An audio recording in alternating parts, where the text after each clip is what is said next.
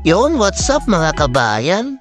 Kinausap nga ako ng executive chef namin dito sa Riyadh. Nakita daw niya yung birthday na ginanap dun sa kitchen sa Jeddah. Kaya babawi daw siya sa akin dito sa Riyadh. Kaya nagpaluto siya ng baked lapu-lapu at saka seafood tom yum. Yung naglalakihang lobster ang pinili niya. Talagang solid talaga tong executive chef namin. Sobrang bait talaga nito pagdating kay Mamang Guard.